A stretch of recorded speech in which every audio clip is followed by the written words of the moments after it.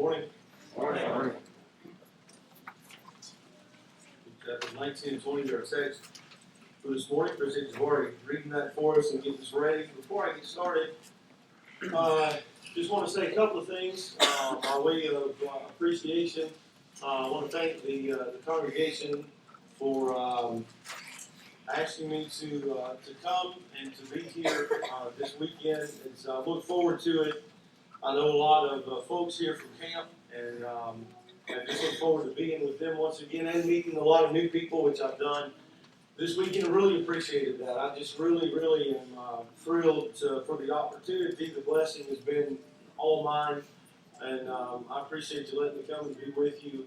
I appreciate the people who did all the heavy lifting, the decorations, the food, all the serving, and the hard work, the getting up early, and doing all those things. All I had to do was show up and talk, and I can do that in my sleep. I mean, that's just not a big deal.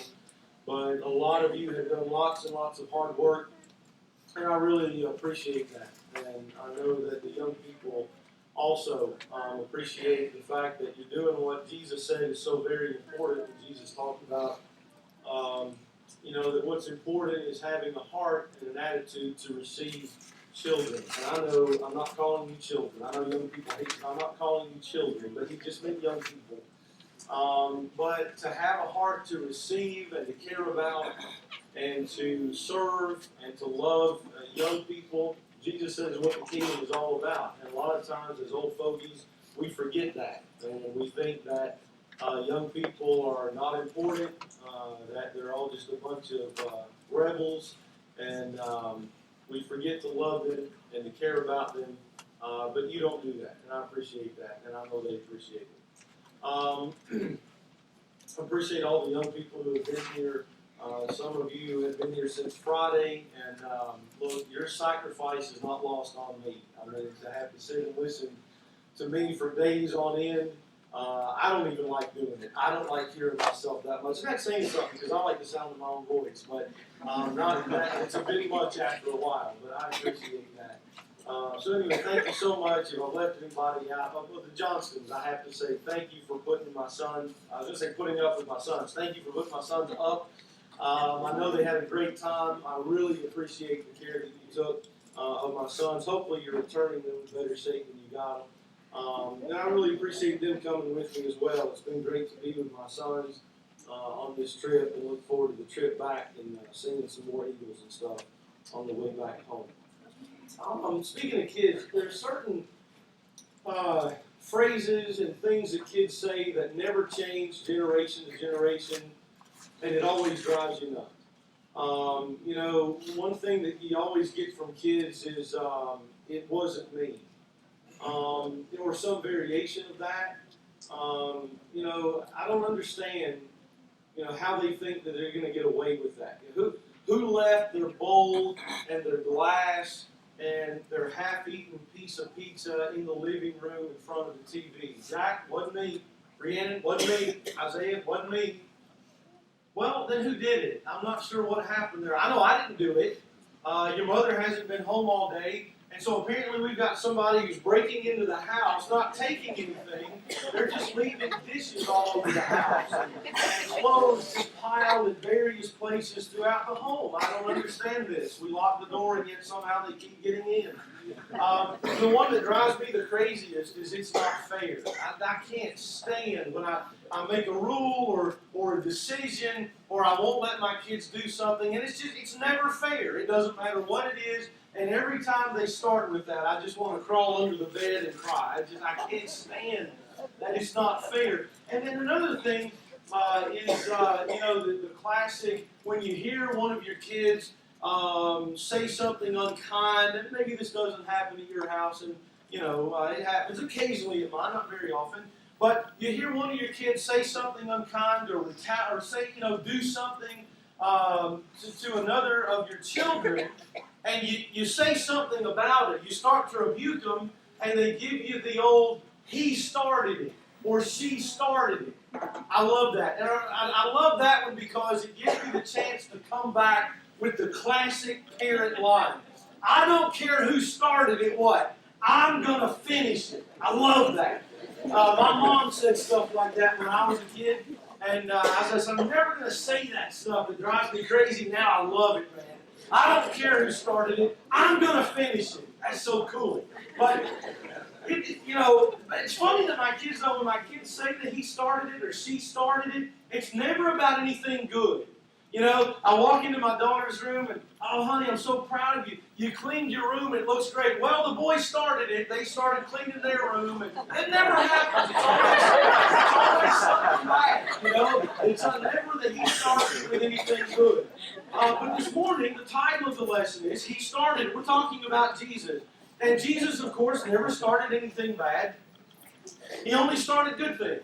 And the thing that he started that I want to talk about, because what we've been talking about this weekend is living bold faith. Living out our faith in a bold, open kind of way that is out front, that people can see, that we're not hiding anything, we're not trying to go undercover in the world, but we're out front with our faith. And we've looked at some examples and talked about some examples of people who did that, but like everything else, when it comes to doing something right, when it comes to doing something good, Jesus is really the one who did it the best. And so really, we looked at him as the one who started this thing.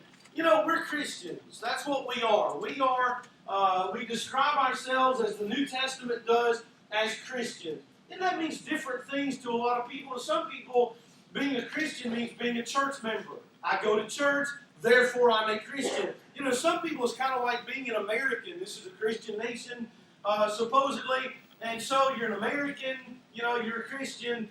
People misunderstand what a Christian is. I kind of sort of believe in a guy named Jesus, and I think he was a good, so I'm a Christian. What is a Christian?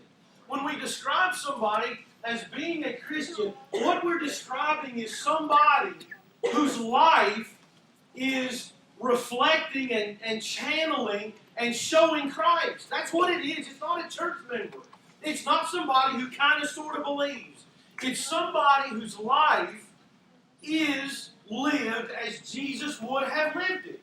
It's Jesus living through us, so that when people see us, they're seeing Him. And when it comes to living out a bold faith, an excited faith, a fearless faith, He did it like nobody else.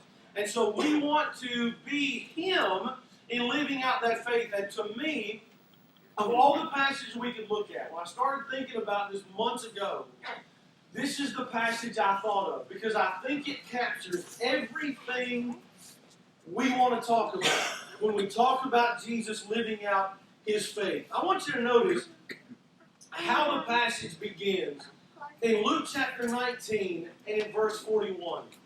Now, everybody wants to concentrate in this section on verses 45 and 46. There are various reasons for that. But everybody goes automatically to verses 45 and 46. Jesus entered the temple, and other passages tell us, that he fashioned a whip, and he's turning tables over, and he's driving out animals, and he's driving out the money changers. And we can just see him in his anger and his passion. And, I can understand why people concentrate on that. It's a very, dramatic, it's like a moment made for cinema. This would look great on screen, and it would be dramatic and exciting. There are a lot of reasons that people concentrate on this passage, but I have to tell you, you cannot understand verses 45 and 46 until you get verse 41. Nobody wants to talk about 41. But verse 41 gives us the only context through which we can view verses 45 and 46. Before Jesus went into the temple, before he made a whip, before he got angry, before his brow furrowed and he began to sweat, and he began to in anger, drive those people out and drive those animals out. Before he did any of that, what did he do in verse 41? He looked at the city that was doomed for destruction. He looked at the city of Jerusalem full of hypocrites, full of sinners, full of people who had or soon would reject him. And as he looked at this city, doomed for destruction, lost before God, totally without hope, what did he do? He wept. Let me tell you something. You and I do not have the right to get angry at the sin of the world until we have cried about it. We don't have the right to talk to our neighbors about what they're doing wrong and how sinful they are and how much they got to get right and straighten up and knock it off.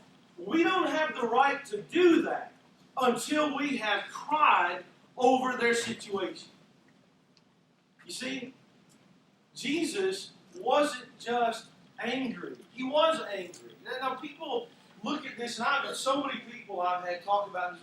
When I talk to people about anger, about issues of anger, a lot of people will go right to this passage. Well, Jesus lost his temper. Does it say that Jesus lost his temper?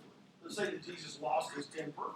I believe that he was angry, and I believe that he was full of passion at this time. But where does it say that he lost his temper? Losing your temper is a sin. He didn't lose his temper. He knew exactly where it was. And he's channeling that, and he's fueling exactly what he's doing. He did exactly what he meant to do. When you lose your temper, you lose control. Jesus didn't lose his temper. He didn't lose control. He was doing exactly what needed to be done to show those people the error of what they were doing. I once believed, and my children are going to be shocked at this, I once believed that it was wrong of me as a parent to show my children that I was angry at them for what they were doing. I once believed that they should never see that. They're going, what? That's all we see. Are you kidding me? This is the angry dad. That's dad, right? He's always mad about something. You have to live with my kids, you'd understand. So they're used to it. So you don't act like I'm just hammering my kids. They get this every Sunday. It's okay. They can take it. What was I talking? Oh, so I used to think that for my kids to see my anger, well, I should never do that. I should always be calm and collected, never raise my voice, never let them know that I was angry. I don't believe that. I believe that there are times when our children need to understand that what they have done or what they're doing is so wrong or so destructive that it brings out a passion in us. They need to see that. I believe that. But not only have my children seen me angry on many occasions, my children have also seen me cry. I don't like to cry because I'm not as pretty as when I cry. I don't like to cry. Hard to be pretty when you cry. But they've seen me cry. They have seen me hurt about what they were doing, or kind of, the family's not doing well, we're not getting along, or we're not acting the way we should, and not just them, but me. It's not just, it's me too. And so that my children have seen me cry. And I hope that the times when I'm angry, and the times when I raise my voice, and the times when I'm kind of harsh with them, I hope that they'll remember the times when I've cried about how things weren't going well. And I hope that they'll remember Dad isn't just the angry dad. He's the dad who cares, and he loves us, and he hurts when we're not doing what we're supposed to. The world needs to understand that what they're doing isn't just wrong and it ticks us off. The world needs to understand that what they're doing is harmful and destructive, and it's sending them to hell, and we hurt about that. We cry about that. They need to understand that we're in pain because of who and what they are. If they don't see that, you can forget it. If all we do is go around hollering at lost people, pointing our fingers, sending them to hell, if that's all we do, well, it's just not going to work. Too many people have that image of Christians. It's not going to work. So, another thing about this, Jesus, as we said, cries over the people he's hurt. about me because he knows what's going to happen. But I want you to notice something else in verse 45. When Jesus enters the temple, he begins to drive out those who are selling. I want you to notice what he says to them. It is written, "And my house shall be a house of prayer, but you have made it a robber's den." What is Jesus' concern here? Is Jesus' main concern, I want to win an argument? Is Jesus' main concern, I want to come off as the person who has all the answers, as the great Christian, the great servant of God, who has it all down pat, who has everything in order? Is that what Jesus' concern is? He doesn't care about those things. Jesus' concern is that God is being offended and these people are doing the offending. Jesus is angry because they're hurting God and disrespecting Him. That's what it's about. It's not about me winning an argument. Now, my grandfather told me when I was probably 5 years old, he said, "Son, when you grow up, you need to be an attorney." Now, I hope I'm not offending if you have any attorneys here. I worked as a paralegal for a year and a half. I love the legal profession. I love lawyers. I love the whole. I do. I think it's a great thing. I really do. So I'm not trying to offend you. But my grandfather said to me, "Son, when you grow up, you need to be a lawyer because all you like to do is argue. You just argue about everything. You'll take a position you don't even believe in just because you want to argue with somebody." I'm still that way. I love to be right. My wife will tell you, the poor woman, the poor long-suffering woman. I didn't need that. I love to be right. And I tell my wife all the time when we argue about something, and then it comes out maybe that this particular time I happen to have been right about something. She'll say, "Look, I'm sorry, you were right about that." And I say, "Oh, those words that I just never get tired of hearing. I love to hear that. That's just how I am. It's horrible. I know." It's not about being right. It's not about winning an argument with the guy you work with or the lady down the street or this person that's wrong and it aggravates you. And so it's not about that. It wasn't about that for Jesus. Jesus was angry and he was hurt because God was being offended. It's about God and about getting people to be right with God. That's what it's about. So what does Jesus do? Jesus, in this passage, and by the way, let me just say this too. When you think about Jesus getting angry and Jesus being harsh with somebody, when Jesus got angry and harsh, who did he direct that toward? He always directed it towards self-righteous religious people. I don't find Jesus getting angry at the lost people who were, they were trying, but they were failing, or they were misguided, or Jesus didn't get angry with those people. Jesus got angry with self-righteous religious people. And a lot of times we do just the opposite. We other self-righteous religious people, and we all just kind of bask in it. "Oh, we're all right. Here we are in the Church of Christ, and everybody out there is wrong, and we have all the truth, and aren't we wonderful?" Those are the kind of people that Jesus got angry with.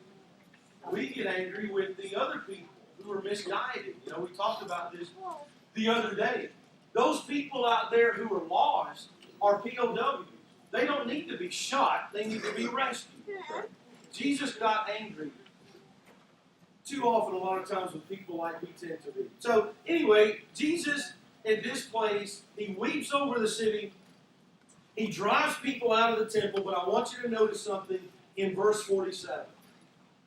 In verse 47, notice what Jesus did. He continued to teach.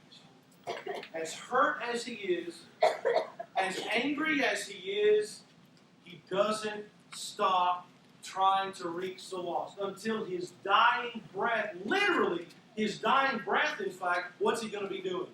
Trying to save the lost. Looking out for other people. This is what we have to do. Paul said to Timothy in 2 Timothy chapter 4, he said, "I want you to preach the word, be ready in season, out of season, reprove, rebuke, and instruct with all patience and instruction." We've got to keep doing it. Yes, it looks like the world is just getting worse and nobody cares and all it's doing is going downhill and we're not getting anywhere. And what did Paul say? What did Jesus do? Keep trying to reach people.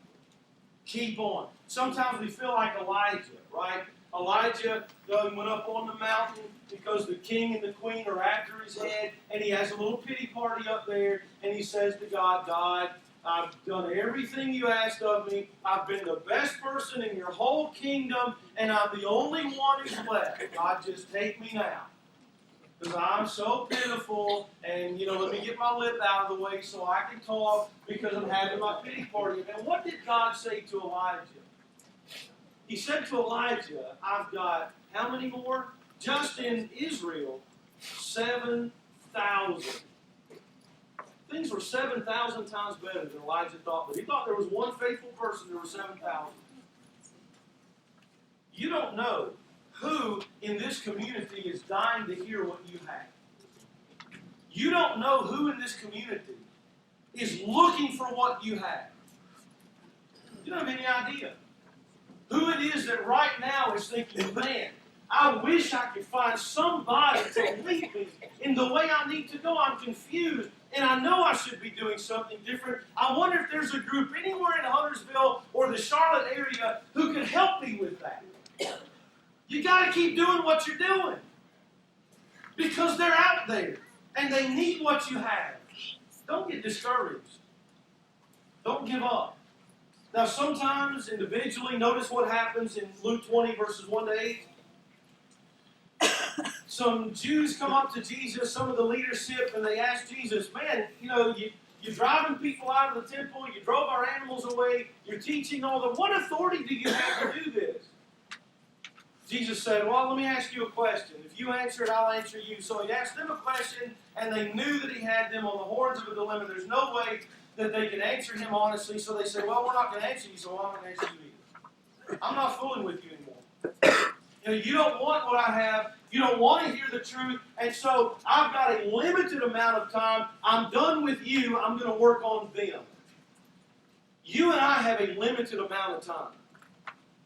You and I have a limited number of hours in a day and a limited number of years in our lifetime. Sometimes we have to decide to understand what Jesus said about pearls and about giving what's holy to dogs. Now, in that passage, Jesus was not being insulting to the lost. He wasn't calling the lost pigs and dogs. His point is that sometimes you have to make a decision. I'm trying to reach this person. They've made it clear that they don't want it. I'm going to pray for them, but I've got to turn my attention to somebody else. Sometimes you have to make that decision, as Jesus did here. Well, let's go and look at a couple more things, and then we'll be done. I want to look at the parable that Jesus tells, and I want to look at the parable that Jesus tells as a means of showing how we're supposed to reach the lost. Right? The parable that Jesus tells is very familiar to us. It's the parable beginning in verse 9 of the vine growers, and the man plants a vineyard. He rents it out. And then what does he do? When it comes time to get the grapes, he sends his servant.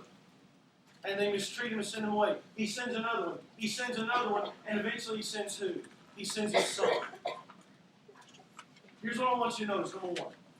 When Jesus started telling these people about the truth, he began with the goodness and patience of a beautiful God. That's what he started with. He started telling them about a God who is good and kind and patient and beautiful. That's where we need to start with the world. Too often the world gets a view of God from us of the mean, angry, lightning bolt throwing God. We'll talk about that in a minute. The organization I coach with, we usually have 3 or 4 or 5 teams. We all practice at the same time. And so when you're a loudmouth like I am, and we have several coaches who are loudmouths like I am, you can hear other teams practicing and you can hear the coaches hollering. And so we had one coach, he's not with us anymore, but we had one coach, JR, bless his heart. Great coach, man. Great guy. Terrific all around. Super loud. He was in the Marines. He may have been a DI. I don't know. He was a military, but he was loud. And he was mean. He was mean. And he would just let these kids have it. And we had many parents out there whose kids were on other teams who were saying and telling those of us, who run the thing, I don't want that guy. My kid will never play for that guy. Don't even think about putting my kid on that loudmouth, mean guy's team. I mean, this guy was all tatted up, and he was, he had the bald head, and on him it looked intimidating. On Andy, it just, he was kind of silly. But on JR, it looked tough. It made him look tough on JR. And but what they didn't understand was that was just a part of who JR was. And he's an awesome coach and a great guy and a good friend, and he loves kids, and he's great at what he does. But they had this impression of JR that was all wrong because that's all they heard was the loud, mean stuff. Sometimes all the world gets from us about God is the loud, mean stuff. Sometimes the way we treat people leads them to think that God is just a loud, mean God. Jesus begins this parable with the beauty and the patience and the kindness and the love of God. The second thing that Jesus talks about in this passage is the fact that it's all about Him. In this passage, verses 13 and 14, he talks about the owner sending his son, and the son is killed. And then Jesus talks at the end of the passage, verses 17 and 18, about the absolute centrality of the Son in this passage, who is the stone. Listen, it's all about Jesus. To the world, if the world wants to be religious, any religion will do. It's like the Golden Corral. That's the way the world approaches religion, is like going to the Golden Corral.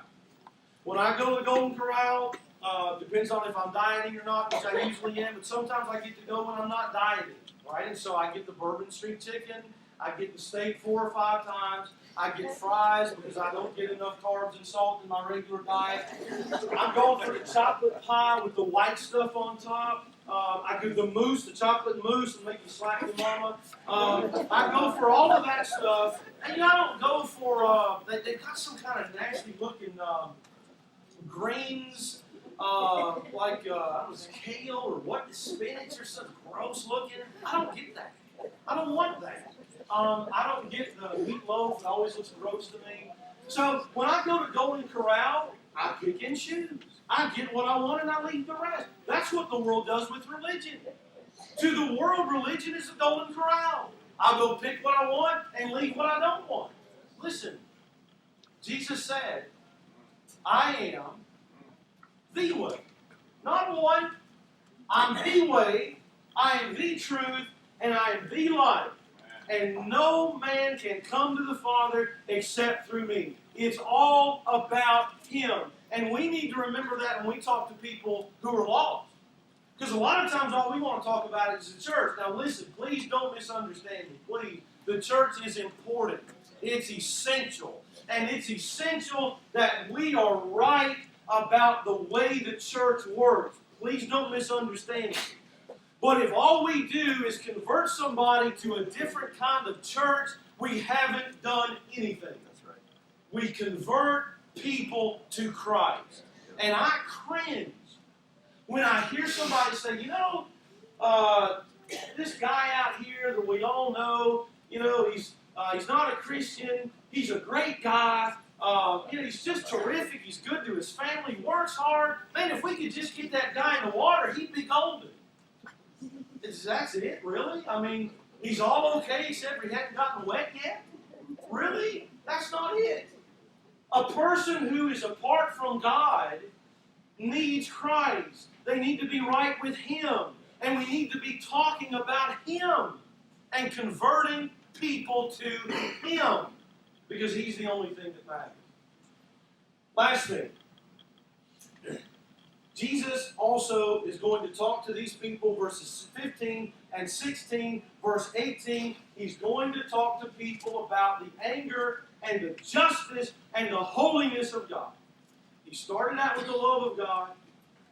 He's also going to talk to them about the other side of God. The world doesn't like this. The world doesn't like this. The world wants to see God as the great, nice, cosmic grandpa. That's what the world wants. My grandfather was the most beautiful man. He was unbelievable. He was so kind. He would let me get away with anything. We had some work done at our house, and I know my sons are so sick of this story, I know, but we had some work done at our house. And part of the work had been done, we got in our living room when I was younger, living with my mother. We got new drywall, new paint in the living room, brand new living room, beautiful. Part of what had been done was that there had been some shelves in there made out of bricks and 2x4s, and so the bricks were still in there, in this new, pristine living room. And so my mother says to me, don't play with the bricks. Don't play with them. Well, now, you're going to tell a 12-year-old child, don't play with bricks, a boy, right? So, of course, I totally ignored what my mother said. And one day while she was at work, I decided to see how high I could stack these bricks. So I stack them up, man, and I'm getting them way up there. I get them way above my head. I stand back to admire my handiwork, and all of a sudden, the Leaning Tower of Pisa. It started to go over, and it went all the way over and crashed into that brand new wall and put a hole that big in it. My mother was not home, so I knew I had a minute to figure out what to do before she brought out the guillotine. So I did the only thing I could think. I ran into the kitchen and I got the phone and I called my papa. I said, Papa, here's what happened. I was playing with the bricks and it fell into the wall. There's a big hole in the wall. I said, will you call? My mother got off at 4:30, got home at 4:40. Will you call at 4:40 while she's walking in the door before she has a chance to get to the living room and tell her not to kill me? Now, what my grandfather should have done was said, you knucklehead, you did what you weren't supposed to. You need to be beaten within an inch of you. That's what he should have done. But guess what he did? 4:40. My mother walks in the door, phone rings, it's Papa. Now, Eunice, my mother's name is Eunice. Now, Eunice, there's been a little accident. Doing something he shouldn't have been doing, but don't beat him. Don't kill him. Let him slide this time. Sure, he's learned his lesson. And thankfully, she listened. I'm still here to talk about it today. That's the way the world wants to see God. The world wants to see God as Papa, who pats us on the head and says, it's okay. Maybe you shouldn't be doing that, but it's not a big deal. I just want you to be happy. So go do what you want, right? That's what the world wants. Jesus said, it's not that way. God is love. The Bible tells us that God is love, but the Bible also tells us that God is light and that God is a consuming fire. And the message that we have to present to the world is that complete message, telling them about all that God is, because anything else is not the true God. That's what Jesus did. So I said this morning that in coaching, what we do is we tell kids how to do something, we show them how to do it, and then we let them do it. That's what this weekend has been all about. Friday, Saturday, we talked about living a bold faith. This morning, we've shown what it means to live a bold faith. Now, what's the next step? There's only one thing to do. Go out and do it, right? That's what we're supposed to do. So, take out your songbook and turn to the invitation song, and we'll sing that song in just a minute. I will never forget. I was looking to move from the place where I've been preaching in the Promised Land, i.e. Kentucky. And so I needed to move from where I was, and so I kind of put out some feelers, and a fellow named Jay Connor from Morehead City called and said they were looking for a preacher, and would I come down and talk to them about that? So I said that I would. So I will never forget as long as I live. We're driving from Kentucky to North Carolina, and sometime after we got into North Carolina, I saw the most beautiful sign. I still remember it. The most beautiful sign I've ever seen. It said, Biscuitville.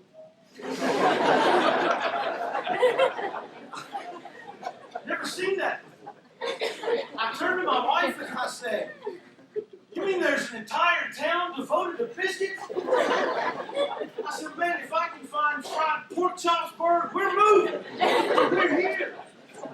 I didn't realize it was a restaurant, but still.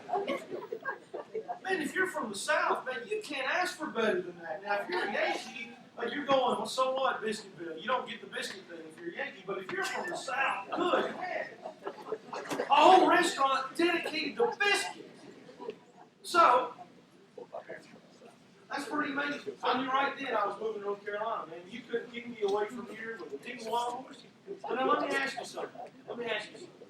If you're going to start a restaurant and you're going to call it Biscuitville, what had you better do with it? Look, man, you can have the best coffee. You can have the saltiest ham. You can have the chewiest bacon. I love me some chewy bacon. You keep the crunchy bacon. I want bacon you can floss your teeth with. Yes, sir. Yes, sir. All the young people, like, man, I've been to camp with you people. I see how nasty you kids. I smell you. So, you can have the best of whatever you want to have. But if you're going to call yourself Biscuitville, you had better be making some mean biscuits. What does your sign say? What does your sign say this is? It's a Church of Christ. That's what it says.